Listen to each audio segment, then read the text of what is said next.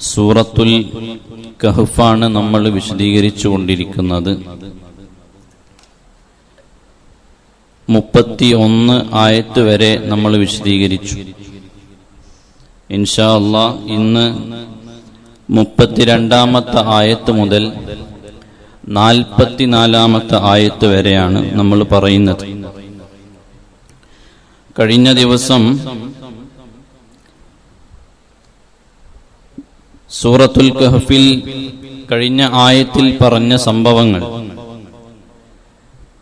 അല്ലാഹു തആല ളാലിമീങ്ങളായ ആളുകൾക്ക്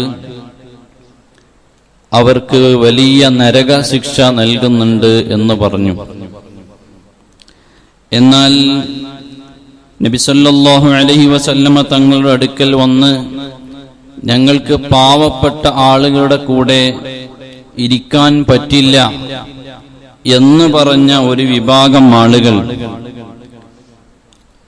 ഫഖ്ർ നടിച്ച് കിബർ നടിച്ച് അഹങ്കാരത്തിന്റെ വർത്തമാനം പറഞ്ഞ ഒരു വിഭാഗം ആളുകൾ, അവര് ദുനിയാവിനെ ആഗ്രഹിച്ച ആളുകളാണ്, ദുനിയാവിന്റെ പിന്നിൽ നിൽക്കണമെന്ന് ആഗ്രഹിച്ചവരാണ്. തുരീദു സീനത്തൽ ഹയാത്തി ദുനിയ എന്ന് ഖുർആൻ നേരത്തെ അവരെ കുറിച്ച് പറഞ്ഞു. അപ്പൊ ദുനിയാവിനെ ആഗ്രഹിക്കുന്ന, ദുനിയാവിലെ സമ്പത്തിനെയും സൗകര്യങ്ങളെയും ആഡംബരങ്ങളെയും എല്ലാം ആഗ്രഹിക്കുന്ന ഒരു വിഭാഗം, അങ്ങനെയുള്ള ആളുകൾക്ക് അല്ലാഹു തആല അവസാനം വലിയ ശിക്ഷ ഒരുക്കി വെച്ചിട്ടുണ്ട്. ഫഖ്ർ നടിച്ച് നടക്കുന്ന ആളുകൾക്ക് അല്ലാഹുവിന്റെ വലിയ ശിക്ഷ ഒരുക്കിയിട്ടുണ്ട് എന്ന് കഴിഞ്ഞ ആയത്തുകളിൽ പറഞ്ഞു. എന്നാൽ അല്ലാഹു തആല ഇനി ഒന്നുകൂടെ ഒരു ഉദാഹരണത്തിലൂടെ വിശദീകരിക്കുകയാണ്. അങ്ങനെ അഹങ്കാരം നടിച്ച ആളുകൾക്ക് ദുനിയാവിൽ നിന്ന് തന്നെ അല്ലാഹു തആല അതിനുള്ള അടി കൊടുക്കുമെന്ന് ഖുർആൻ വിശദീകരിക്കുകയാണ്. അതിന്റെ ചെറിയ ഒരു ഉദാഹരണം അല്ലാഹു വിശദീകരിക്കുകയാണ്. തറവാടിത്തം കൊണ്ട്, അല്ലെങ്കിൽ സ്വാധീനം കൊണ്ട്, അതല്ലെങ്കിൽ സമ്പത്ത് കൊണ്ട്, ഇങ്ങനെ ദുനിയാവിൽ അല്ലാഹു തആല നൽകിയ നിഅമത്തുകളെ കൊണ്ട് അല്ലാഹുവിനെ മറന്ന രീതിയിലുള്ള സഞ്ചാരം നടക്കുന്ന സമയത്ത് അല്ലാഹു തആല അവനെ അവസാനം എല്ലാം നശിപ്പിച്ച് ഒന്നുമല്ലാതെയാക്കി കളയുമെന്ന് ഖുർആൻ തന്നെ പഠിപ്പിക്കുകയാണ്. അതാണ് ഇനി പറയാൻ പോകുന്ന സംഭവം. 2 സഹോദരന്മാരെ കുറിച്ചാണ് അല്ലാഹു തആല ഉദാഹരിക്കുന്നത്. അവിടെ അത് ഒരു ഉദാഹരണമായിട്ട് അല്ലാഹു തആല കൊണ്ടുവന്നതാണ് എന്നും മുഫസ്സിരീങ്ങൾ പറഞ്ഞിട്ടുണ്ട്. അതല്ല, ബനൂ ഇസ്രായേലിന്റെ കാലത്തുണ്ടായിരുന്ന 2 ആളുകളെ കുറിച്ച്, 2 സഹോദരന്മാരെ കുറിച്ച് പറഞ്ഞതാണ് എന്നും അഭിപ്രായമുണ്ട്. ആ സഹോദരന്മാരിൽ ഒരാള് അല്ലാഹുവിൽ അവിശ്വസിക്കുന്ന ആളാണ്, കാഫിറായ ആളാണ്. അദ്ദേഹത്തിന്റെ പേര് ഖത്റൂസ് എന്നാണ്. എന്നാൽ മറ്റൊരു സഹോദരൻ മുസ്ലിമായ ആളാണ്, അദ്ദേഹത്തിന്റെ പേര് യഹൂദ എന്നുമാണ് എന്ന് തഫ്സീറിൽ കാണാം, റൂഹുൽ മആനിയിൽ. ആ 2 സഹോദരന്മാരും അവരെക്കുറിച്ച് റിപ്പോർട്ട് ചെയ്ത ഒരു സംഭവം കാണാം. ഈ 2 സഹോദരന്മാർക്കും അവരുടെ ഉപ്പയുടെ അനന്തര സ്വത്ത് ലഭിച്ചു. ഉപ്പയുടെ അനന്തര സ്വത്ത് അവർക്ക് 2 പേർക്കും ലഭിച്ചത് 8000 ദീനാറാണ് ഉപ്പയുടെ അനന്തര സ്വത്ത് ഉണ്ടായിരുന്നത്. അങ്ങനെ 2 പേർക്കും വീതം വെച്ചു. 2 പേർക്കും അതിൽ നിന്ന് പകുതി ലഭിച്ചു.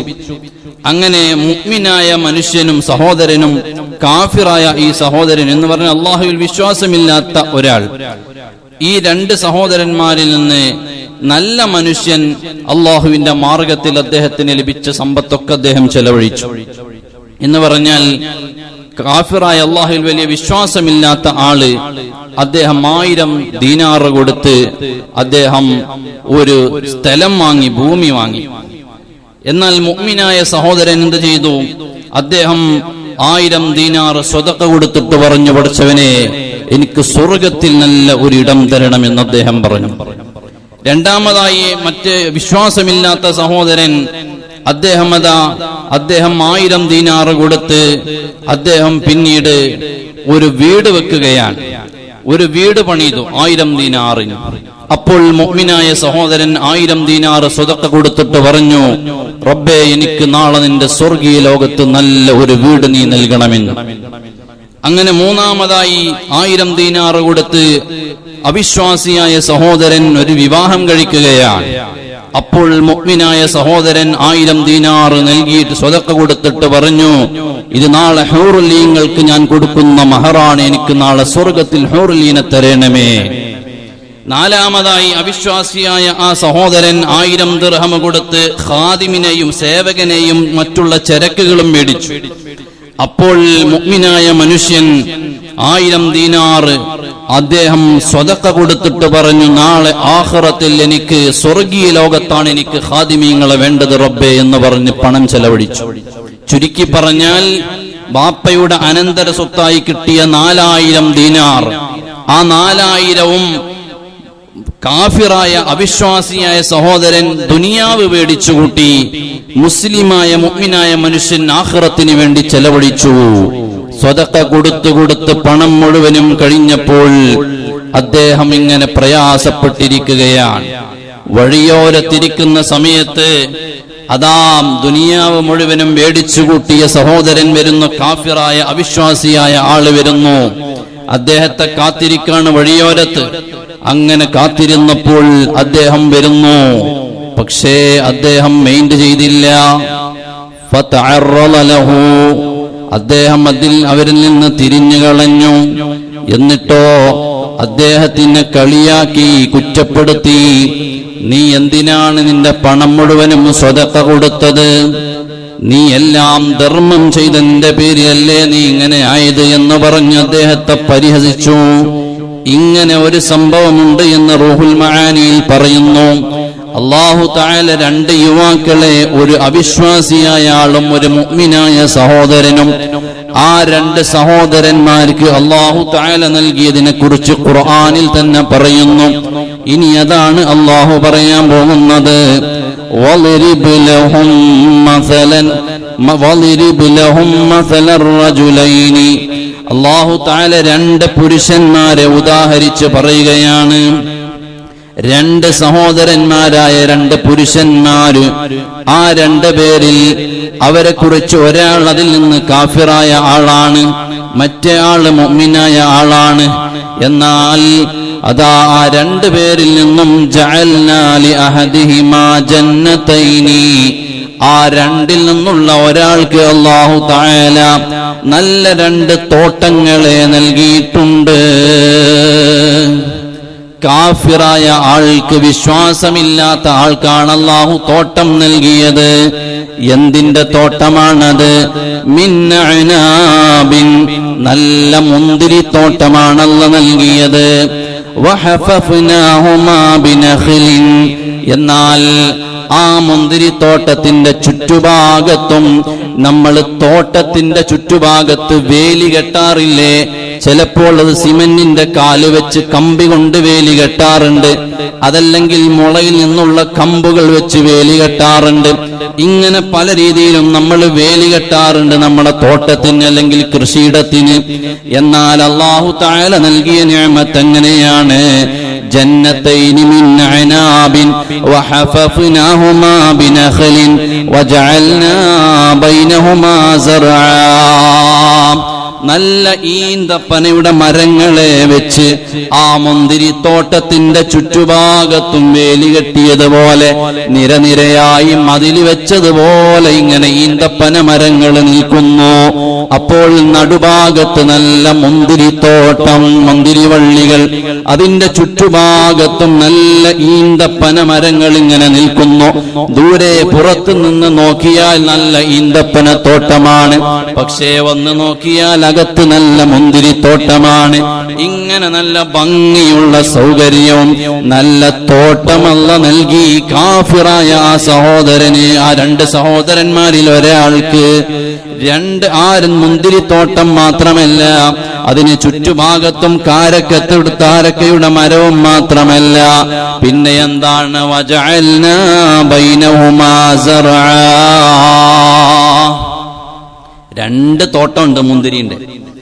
അപ്പോ ഒരു സ്ഥലത്ത് ഒരു ഒഴിഞ്ഞ ഏരിയയാണ് നമ്മൾ സങ്കല്പിക്കാം. അവിടെ മുന്തിരിത്തോട്ടമുണ്ട്. ആ മുന്തിരിത്തോട്ടത്തിന്റെ ചുറ്റുഭാഗത്തും ഈന്തപ്പന മരങ്ങളെ കൊണ്ട് വേലി വെച്ച്, അപ്പൊ ചുരുക്കി പറഞ്ഞാൽ വേലിയിൽ നിന്നും വരുമാനമുണ്ട് എന്നർത്ഥം. അതായത് അകത്തുള്ള ഈ മുന്തിരിത്തോട്ടത്തിൽ നിന്ന് വരുമാനം, വേലി കെട്ടിയത് ഈത്തപ്പഴത്തിന്റെ മരങ്ങളെ കൊണ്ട്, ആ മരത്തിൽ നിന്നും വരുമാനം. അള്ളാഹു വലിയ നിഅമത്താ കൊടുത്തത്. അങ്ങനെയുള്ള ഒരു തോട്ടം മാത്രമല്ല, ഇതുപോലെ കുറച്ച് അപ്പുറത്ത് അദ്ദേഹത്തിന്റെ തന്നെ ഒരു തോട്ടമുണ്ട്. ആ രണ്ട് തോട്ടങ്ങളുടെയും ഇടയിൽ വജഅൽനാ ബൈനഹുമാ സർആ, രണ്ട് അറ്റത്തും രണ്ട് തോട്ടങ്ങൾ, രണ്ട് തോട്ടത്തിന്റെയും ചുറ്റുഭാഗത്തും ഈന്തപ്പന മരങ്ങൾ. ഈ രണ്ട് ഈന്തപ്പഴ മരം കൊണ്ട് പൊതിഞ്ഞു നിൽക്കുന്ന മുന്തിരിത്തോട്ടങ്ങളുടെ ഇടയിൽ വജഅൽനാ ബൈനഹുമാ സർആ, അതിനിടയിൽ ഒരുപാട് കൃഷികൾ വേറെയുമുണ്ട്. നിങ്ങൾക്ക് മനസ്സിലായോ? വലിയ ഏക്കർ കണക്കിന് സ്ഥലം, ഒരു ഭാഗത്ത് രണ്ടറ്റങ്ങളിലും മുന്തിരിത്തോട്ടം, ആ രണ്ട് മുന്തിരിത്തോട്ടങ്ങളെയും വലം ചെയ്ത് ഈത്തപ്പഴ മരങ്ങൾ, ഇതിന്റെ രണ്ടിന്റെയും ഇടയിൽ എല്ലാ ഐറ്റവും കൃഷികളുണ്ട്. അദ്ദേഹത്തിന് വലിയ മുതലാളിയാണെന്നർത്ഥം. അള്ളാഹു വലിയ നിഅമത്താണ് കൊടുത്തത്. അങ്ങനെയുള്ള ഒരു സംഭവമാണ് അള്ളാഹു തആല പറയുന്നത്. എന്നാൽ അങ്ങനെ വലിയ സമൃദ്ധമായ കൃഷി നൽകി, കിൽതൽ ജന്നതൈനി ആതത് ഉകുലഹാ, അതാ ആ കൃഷിയിടങ്ങളിൽ നിന്ന് അല്ലാഹു തആല അവർക്ക് ഭക്ഷിക്കാനും നല്ല വരുമാനങ്ങളും ഫലങ്ങളും ഒരുപാട് നൽകി. അപ്പൊ അല്ലാഹു തആല അവർക്ക് അതിൽ നിന്ന് നല്ല വരുമാനങ്ങൾ നൽകുന്നുണ്ട്.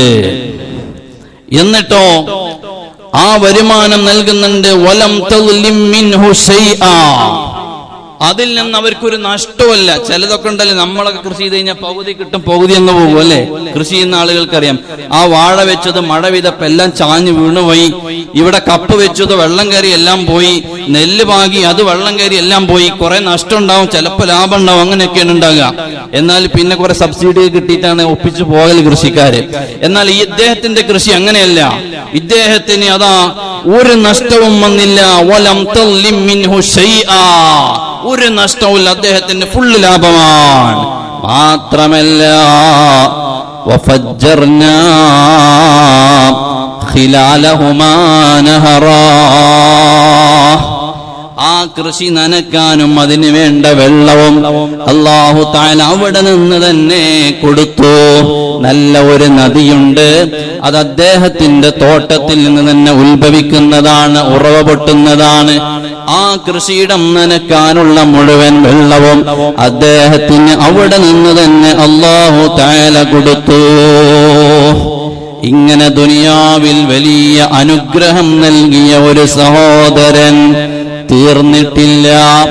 വകാന ലഹു സമറുൻ, ഈ തോട്ടത്തിന്റെ പുറമെ അദ്ദേഹത്തിന് വേറെയും വരുമാനങ്ങളുണ്ട്. അല്ലാഹ്, അദ്ദേഹത്തിന് അള്ളാഹു അങ്ങോട്ട് കൊടുത്തതാണ്. അങ്ങനെയുള്ള ഒരാൾ, ഇപ്പൊ ആളെ നിങ്ങൾ സങ്കല്പിച്ചിട്ടുണ്ടാവും എങ്ങനെയുള്ള ആളാണെന്നുള്ളത്. നാട്ടിലെ വലിയ ഒരാളാണ്, നല്ല ഒരു മുതലാളി, അള്ളാഹു നല്ല സമ്പത്തും അഭിവൃദ്ധിയൊക്കെ കൊടുത്ത ഒരാൾ. അങ്ങനെയുള്ള ഒരാൾ ഫഖാല ലിസാഹിബിഹി വഹുവ യുഹാബിറുഹു, രണ്ട് സഹോദരന്മാരാണല്ലോ, അതിൽ കൂടെയുള്ള സഹോദരനോട് പറയുകയാണ്. അദ്ദേഹത്തിന് സമ്പത്തൊന്നും കയ്യിലില്ലാത്ത സാധുവായ സഹോദരനാണ്. ആ അനുജനോട് പറയുന്നു, സംസാരിക്കുന്നതിനിടയിൽ ഈ മുതലാളി പറയുന്നു, അന അക്സറു മിൻക മാലാ, എടോ ഞാൻ നിന്നെക്കാൾ വലിയ മുതലാളിയാണ്, ഞാൻ നിന്നെക്കാൾ നല്ല സമ്പത്തുള്ള സമ്പന്നനാണ്. വഅഅസ്സു നഫറാ, ഞാൻ നിന്നെക്കാൾ എനിക്ക് നല്ല അംഗബലമുള്ള ആളാണ് ഞാൻ. എന്റെ കയ്യിൽ ആളുകളുണ്ട്, എന്റെ പിന്നിൽ ആളുകളുണ്ട്. നീയോ സമ്പത്തില്ലാത്തവൻ, നിന്റെ കൂടെ ആളില്ലാത്തവൻ. ഞാനാണെങ്കിൽ നല്ല സമ്പന്നനാണ്, എന്റെ കൂടെ എത്ര വേണമെങ്കിലും ആളുകളുണ്ട് എന്ന് അദ്ദേഹം അഹങ്കാരം പറയുകയാണ്. 10 രൂപയും 4 ആളും കൂടെ ഉണ്ടെങ്കിൽ അഹങ്കാരം വന്നുപോയി. അതാണ് ഇതിൽ നമുക്ക് പഠിപ്പിച്ചിരുന്ന പാഠതാണ്. ആ അഹങ്കാരത്തോട് അദ്ദേഹം ഈ സഹോദരനോട് പറയാണ്, എടോ നിന്നെക്കാൾ സമ്പത്തുള്ളവനാണ് ഞാൻ, മാത്രമല്ല എനിക്ക് എന്റെ പിന്നിൽ ആളുമുണ്ട്. അങ്ങനെ അഹങ്കാരത്തിന്റെ സംസാരം പറഞ്ഞു എന്ന് മാത്രമല്ല, ആ അഹങ്കാരത്തിന് കയ്യും കാലും മുളച്ചു. വദഖല ജന്നതഹു, അദ്ദേഹം ആ തോട്ടത്തിലേക്ക് പ്രവേശിക്കുകയാണ്.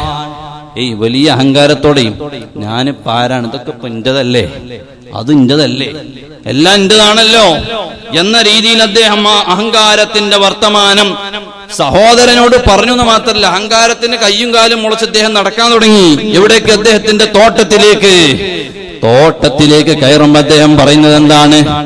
അതാ അദ്ദേഹം പറയുന്നു, വദഖല ജന്നതഹു വഹുവ ളാലിമുൻ ലിനഫ്സിഹി, അദ്ദേഹത്തിന്റെ ശരീരത്തോട് തന്നെ അക്രമം ചെയ്തവനായിട്ടാണ് അദ്ദേഹം പ്രവർത്തിക്കുന്നതെന്ന് പറഞ്ഞാൽ അഹങ്കാരം അദ്ദേഹത്തിന്റെ ശരീരത്തിന് തന്നെ ദോഷമാണ്. അങ്ങനെ വിവരമില്ലാത്തവനായി അഹങ്കാരം നടിച്ച് ആ തോട്ടത്തിലേക്ക് അവൻ കടക്കുന്നു. ആരാണ് ഈ തോട്ടം കൊടുത്തത്? അള്ളയാണ്.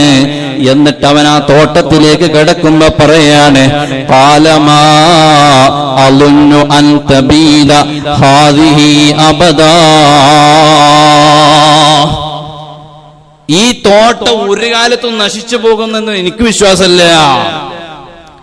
എന്ന് പറഞ്ഞാൽ ഒരിക്കലും ഈ തോട്ടം ഇല്ലായ്മ ചെയ്യാൻ ആർക്കും കഴിയില്ല.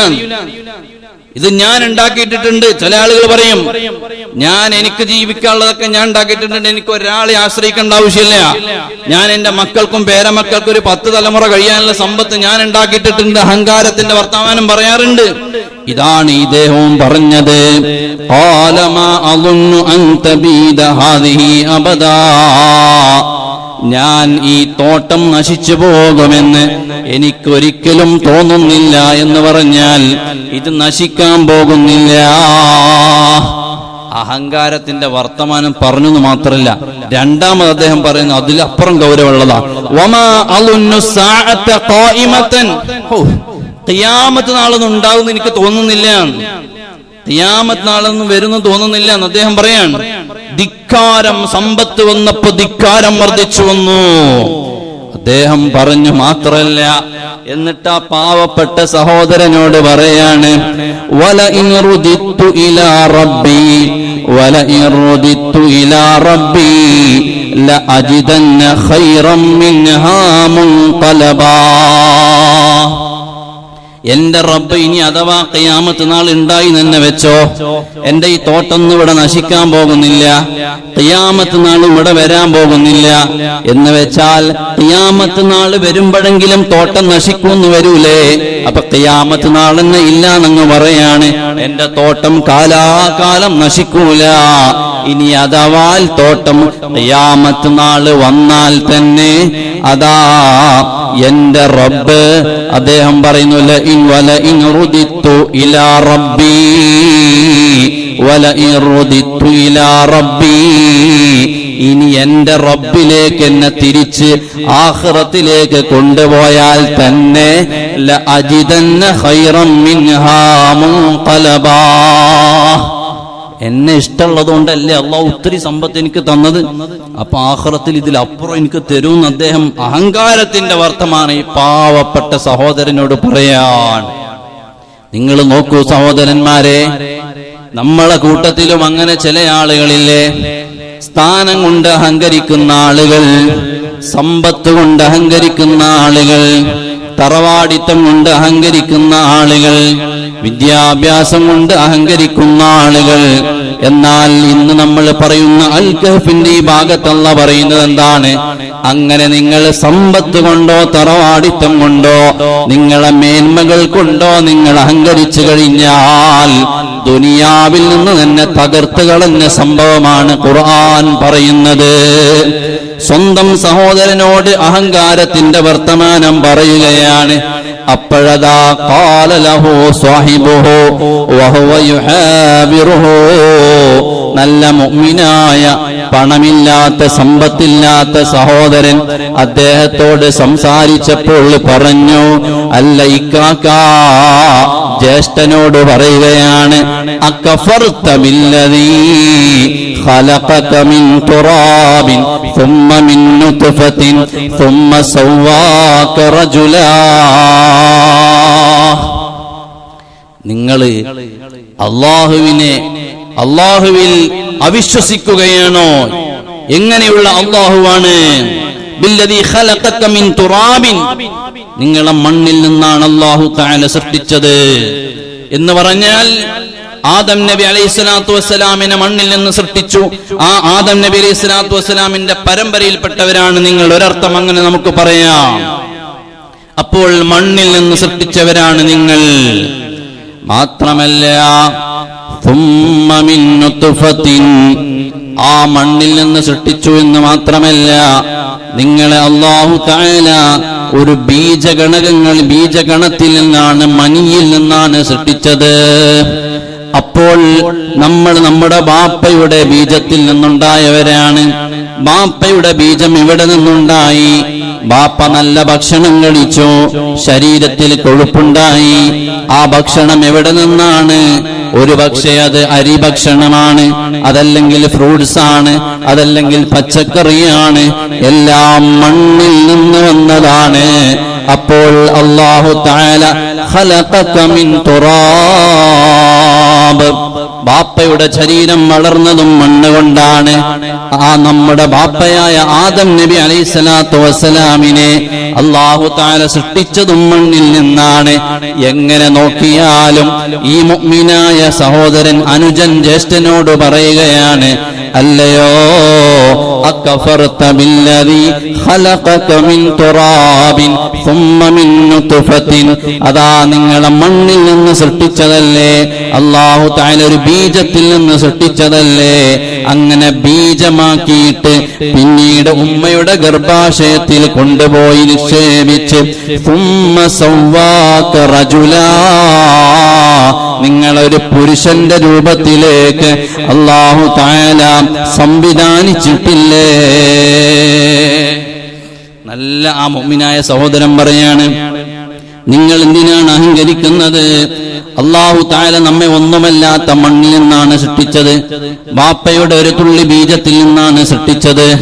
എന്നിട്ട് ഉമ്മയുടെ ഗർഭപാത്രത്തിൽ അല്ലാഹു തആല ثم سواك رجلا, ഒരു പുരുഷന്റെ രൂപത്തിലാക്കി ഇങ്ങോട്ട് കൊണ്ടുവന്നതല്ലേ. പിന്നെ എന്തിനാണ് അഹങ്കരിക്കുന്നത് എന്ന രീതിയിലാണ് ചോദ്യം.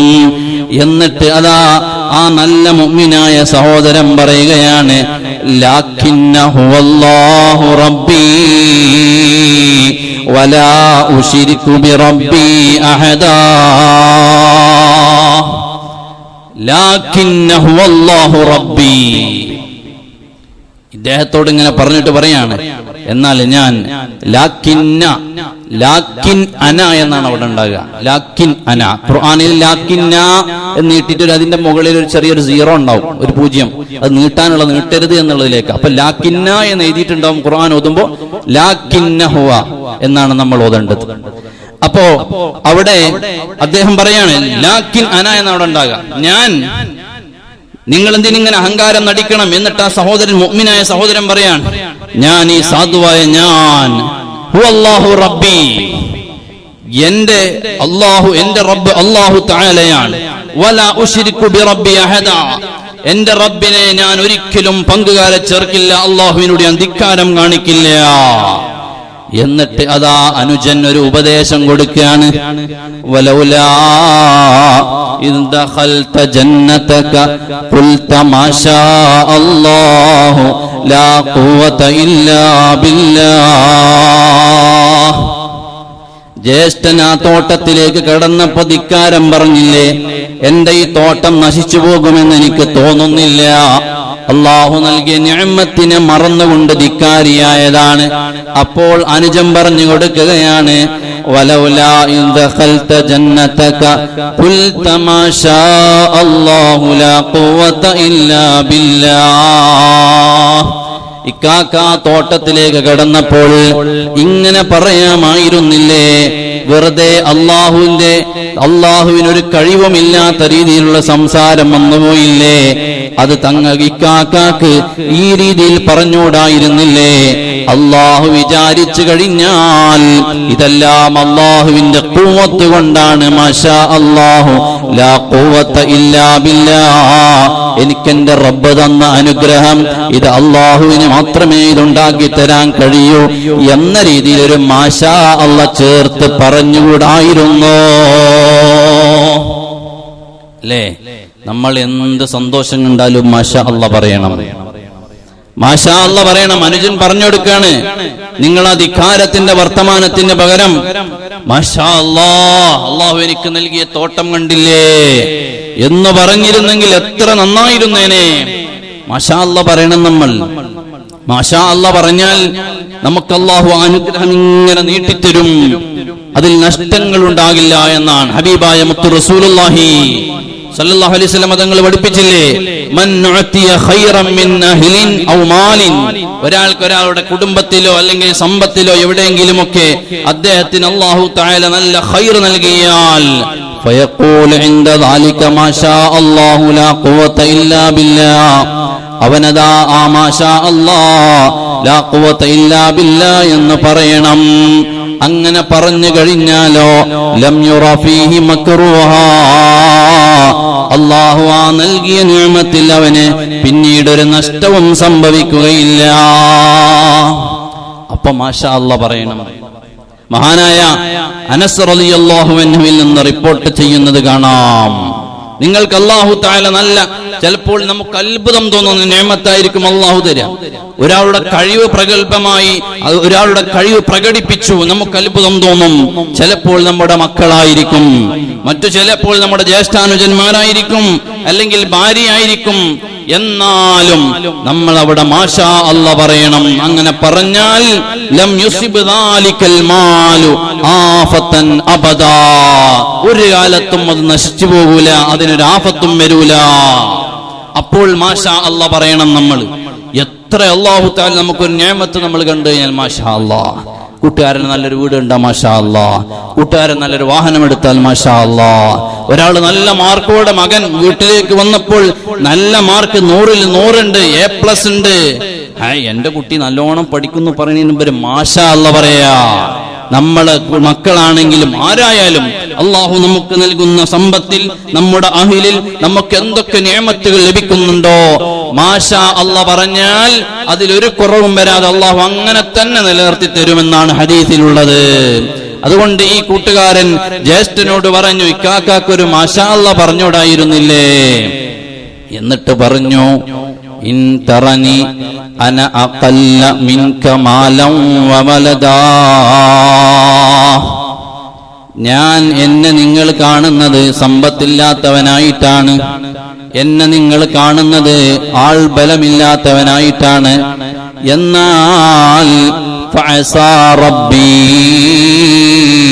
അയ്യുതിയനി ഖൈറൻ മിൻ ജന്നതിക വയുർസില അലൈഹാ ഹുസ്ബാനം മിനസ് സമാഇ ഫതുസ്ബിഹ സഈദൻ സലഖാ.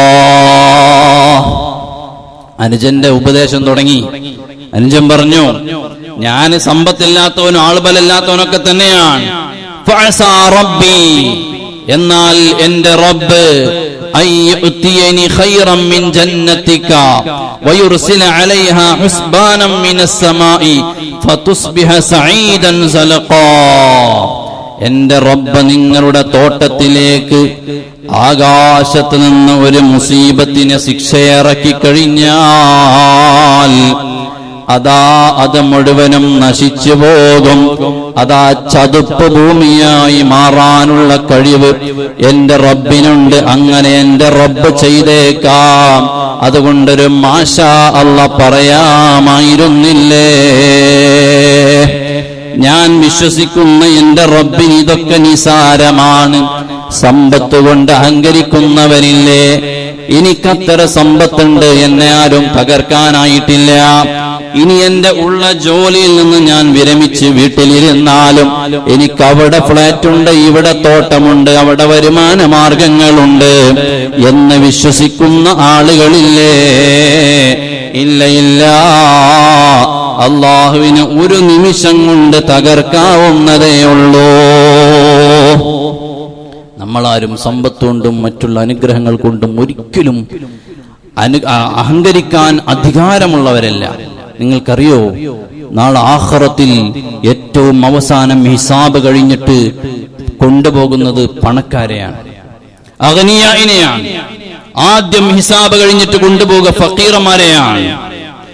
ഫക്കീറന്മാരെയാണ്, പാവപ്പെട്ടവരെയാണ്, മിസ്കീന്മാരെയാണ് ആദ്യം അല്ലാഹു തആല ഹിസാബ് കഴിഞ്ഞിട്ട് കൊണ്ടുപോകുന്നത്. പണക്കാരെ മുഴുവനും അവിടെ നിർത്തും. കാരണം എന്താണ്? അവരുടെ ഹിസാബ് ചോദിച്ചു തീരാൻ സമയമെടുക്കുന്നുണ്ട്. ഓരോ രൂപയെക്കുറിച്ചും ചോദിക്കുന്നില്ലേ?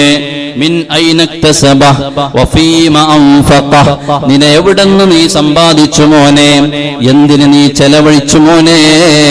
ഇങ്ങനെ ഓരോന്നിനും അതാ അല്ലാഹു തആല ലതുസ്അലുന്ന യൗമഇദിൻ അനിൻ നഈം. ഖുർആനിൽ അല്ലാഹു പറഞ്ഞില്ലേ, അല്ലാഹു നൽകിയ ഓരോ നിഅമത്തിനും അതാ അല്ലാഹു തആല ചോദിക്കുകയാണ്.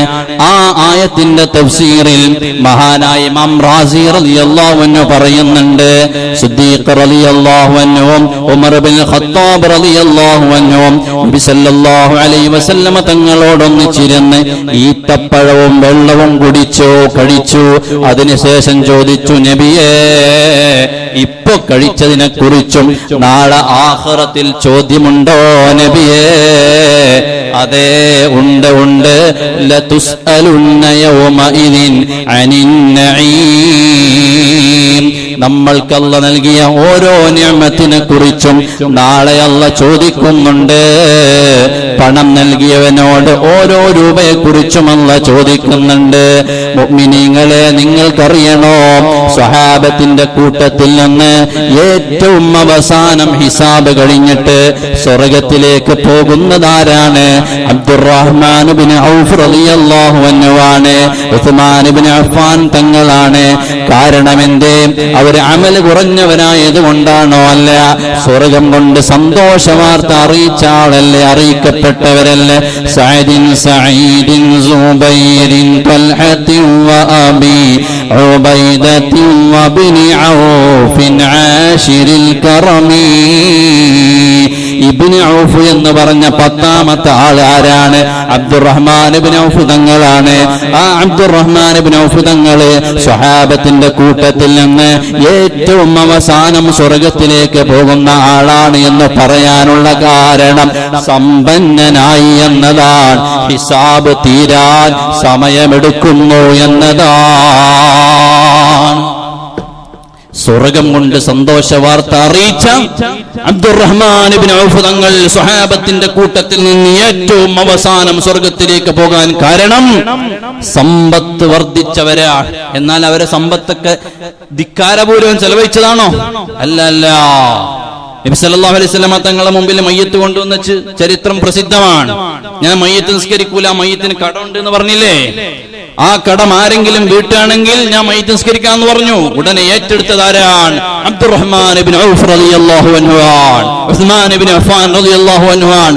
അങ്ങനെ അവരെ പണം മുഴുവനും ചെലവഴിച്ചത് ദീനിനാണ്. പക്ഷെ എന്നാലും ചോദ്യമുണ്ട്, മിൻ ഐനക്തസബ, എവിടെ നിന്ന് സമ്പാദിച്ചു?